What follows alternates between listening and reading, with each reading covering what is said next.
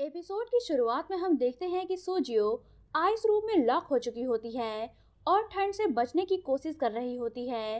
इसी कोशिश में वो वहां पड़ी वाइन पीती है ताकि उसे कुछ गर्मी फील हो सके, पर इससे भी कुछ ज्यादा फर्क नहीं पड़ता।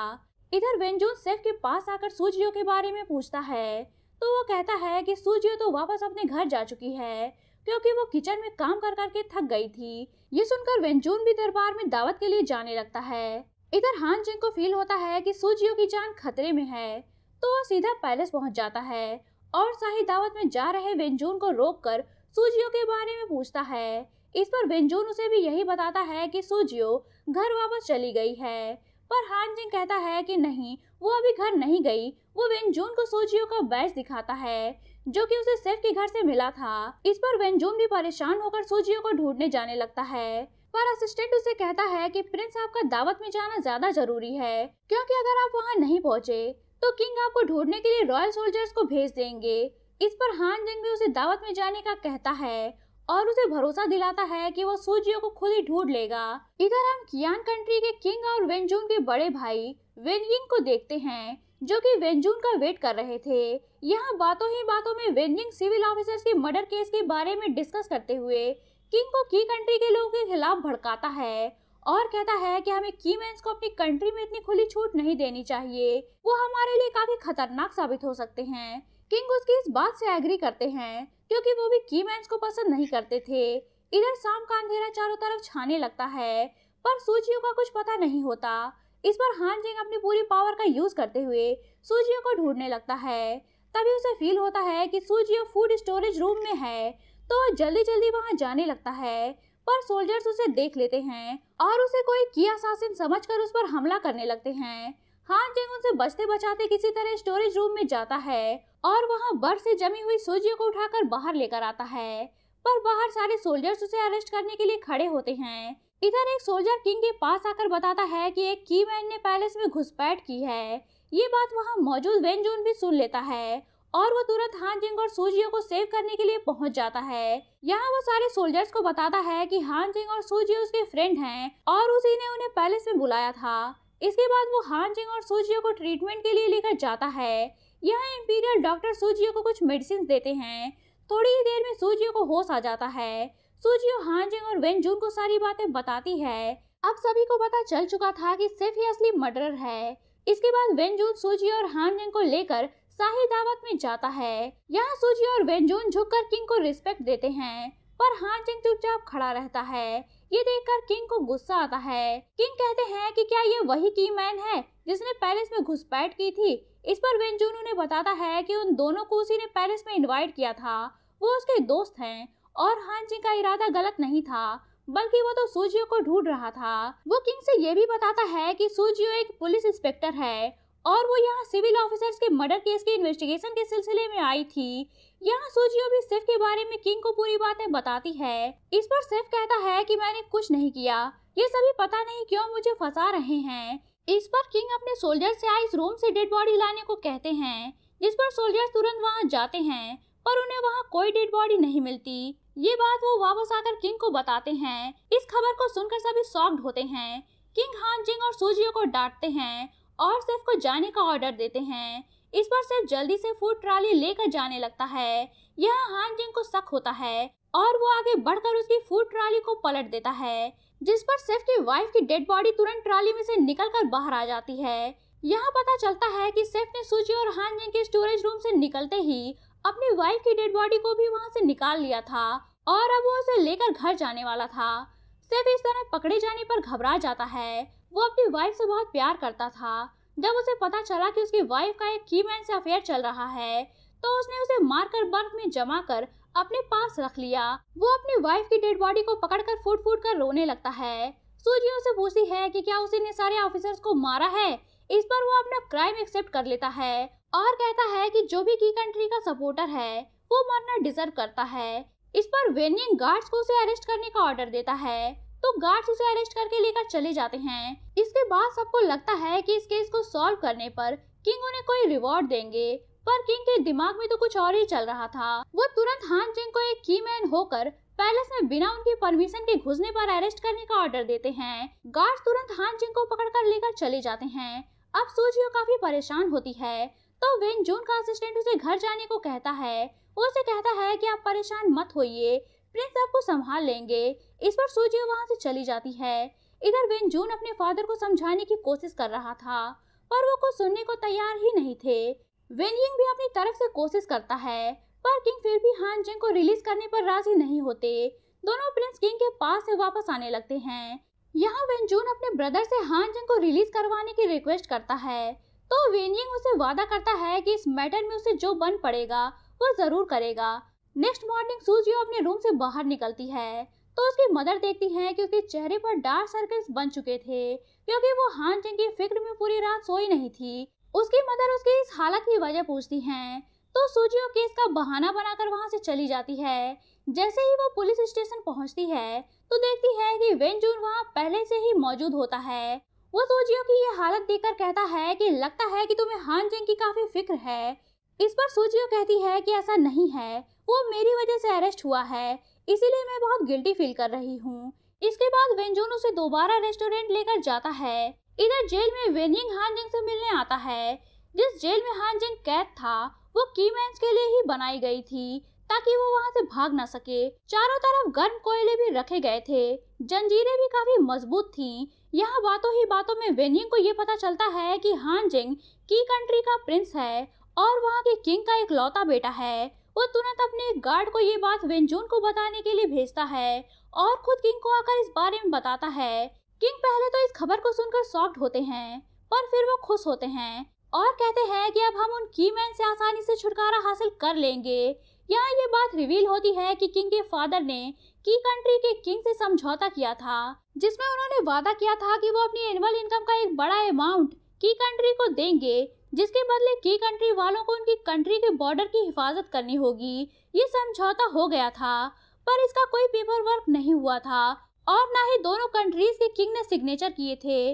इसके बाद किंग के फादर की डेथ हो जाती है और मौजूदा किंग को ये लगता है कि की कंट्री के लोग खतरनाक हैं, उनसे ज्यादा संबंध नहीं रखने चाहिए, वरना वो उनकी कंट्री पर भी कब्जा कर लेंगे।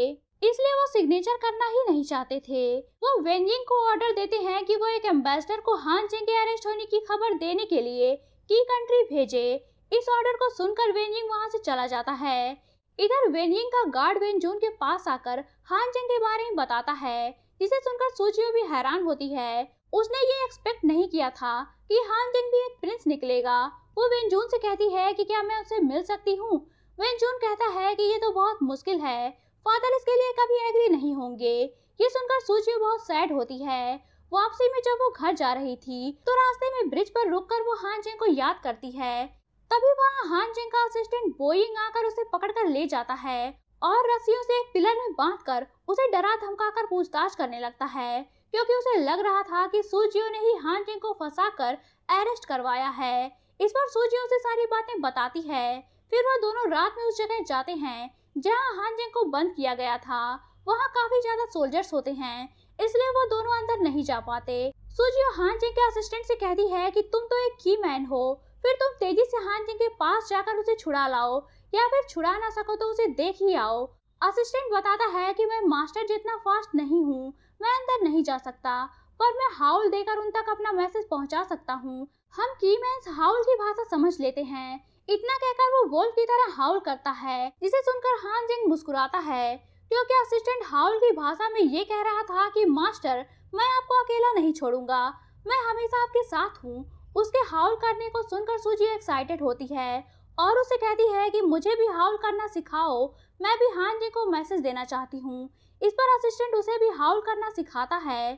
सूजी उसे हाउल करना सीखकर हान जिंग के लिए हाउल करती है, जिसे सुनकर हान जिंग बहुत डिस्कस्ट और शॉक्ड फील करता है, क्योंकि सूजियो ने अपने हाउलिंग मैसेज में एक इमोशनल स्पीच के साथ ही साथ गलती से I will wait for you की जगह आई वांट यू कहा होता है। और इस हाउल को सिटी के सारे की मैन सुन लेते हैं और कहते हैं कि ये कौन लड़की है जो अपने लवर को इतने बोल्ड तरीके से मैसेज दे रही है।